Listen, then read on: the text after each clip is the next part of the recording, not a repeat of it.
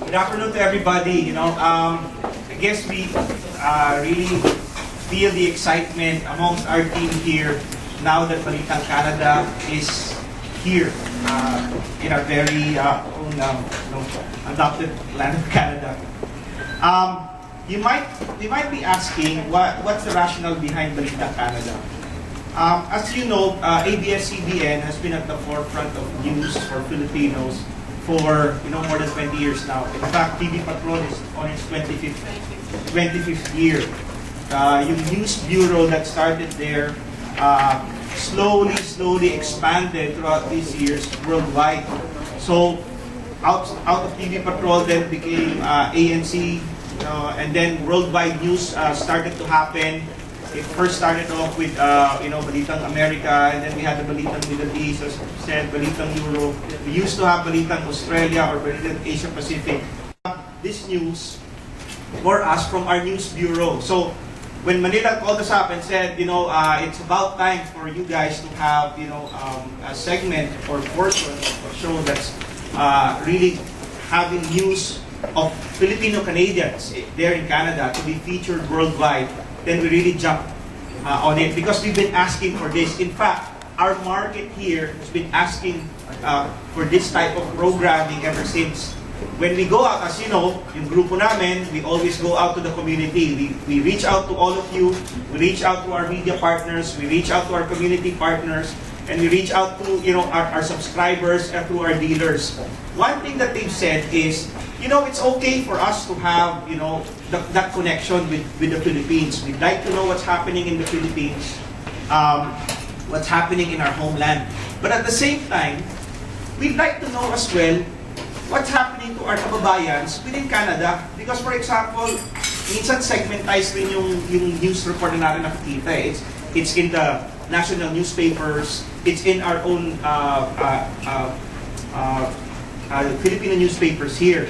But they want to get a glimpse of what's happening across the nation as well. That's why when they asked us, would you ever have that type of programming where we can have a snapshot of what's happening across? Kasi gusto ko rin malaman kung ano nangyayari sa mga kababayan or kamag-anak or kaibigan ko na nasa Vancouver or na nasa Winnipeg or nasa Kasi ngayon lang, I think it's probably the past 5 years that the resurgence really of the Filipino here has really come about and come forth. We're the third biggest minority group now.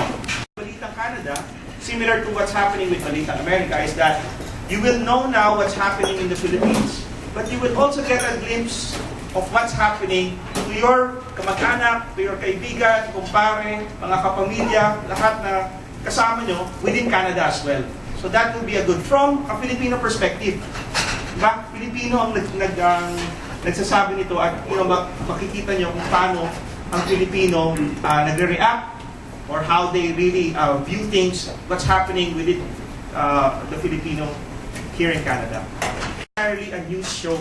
It's a news program.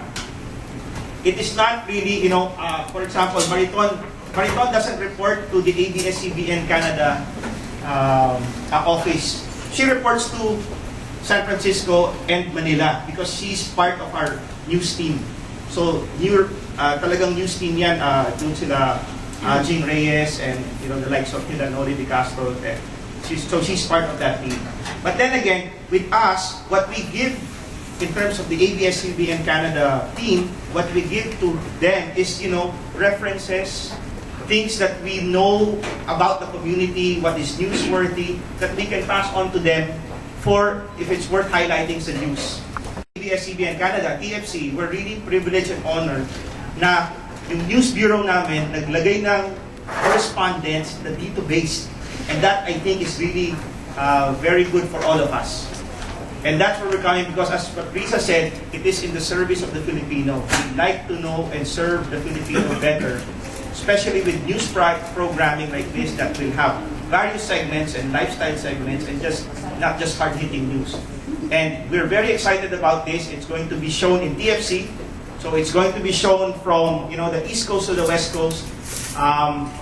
And everybody who has TFC will get the privilege and to view it. It will also be shown not just in Canada. it is going to be shown in the US, it's going to be shown in ANC, it's going to be shown even in the Philippines. So lahat makikita. So, pwede kayo mag-shout out as well.